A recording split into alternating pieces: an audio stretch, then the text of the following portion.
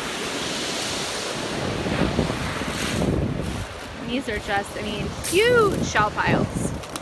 Huge. Here's a conch right here. Let's see if I can grab something to dig with. This shell. See if we've got anything fun hiding. There's a little whelk here. Here. There's a little conch up here.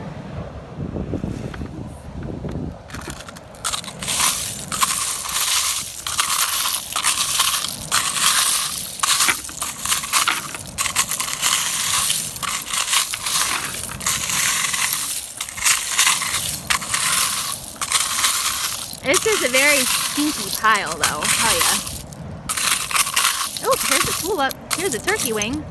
There's a big turkey wing right here. And here's a tulip. Oh, it's broken, though. But see, you never know what you're gonna find when you're digging in a pile. And I'm not really digging like a hole, you know, I'm just moving the shells around. Just moving them around, seeing what's underneath all this. Oh, here's a tulip. Right here, how pretty. And this is another reason why I wear beach shoes too. I always wear them. These are Fit Kicks. Keens are really good too if you want a better quality shoe. If you want something with a little bit of a arch support, traction, something that's going to support you a little bit better. Keens are great. I haven't found a beach shoe that I really love yet. I wear these a lot, but these are also like my 4th pair in like a year because they just don't last. I don't know why. Look at these pretty scallops, my goodness. But for me, like the soles come out right away. You can see this is already like stretching out, so it gets caught on stuff. I should just like tear that off. But they are really comfortable, and I do recommend really anytime you go to the beach to have a good beach shoe on. Like if you're shelling, if you're just walking the beach, you can always find, you know, areas up here or here that you're not really stepping on shells. But if you're shelling, you want to be in the stuff and on the shells and be able to, you know, get in all the areas to see. You know, you want to make sure that you have something on your shoes, especially like with all this stuff. You never know if there's a fish hook that washes up or fish bones or anything sharp, glass. You know, you don't want to accidentally step on something and then have it go through your foot. So just always keep in mind, you want to make sure that you have your feet protected. There's a piece of a shark eye here, broken.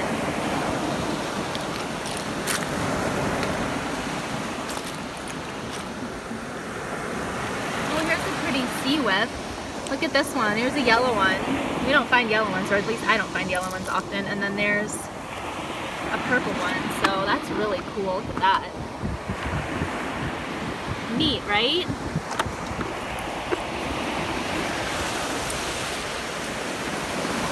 Stick those in my bag. And I love the little sea trees too. I haven't found any sea trees today yet, but we probably will. Here's another yellow cockle. Those are so pretty. I tend to pick up a lot of those too. I love things with color.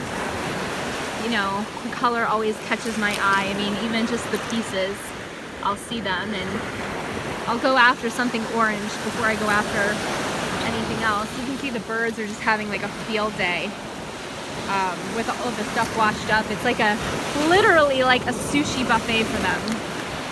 All of these clams and mussels and stuff that y'all pay big money for at restaurants, and they're just having a feast out here, so good for them. Cute little conch here. Little apple murex. It's got a little hole in it.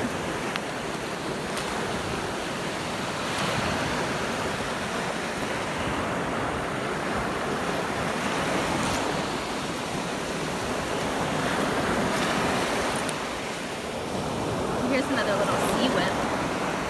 Purple.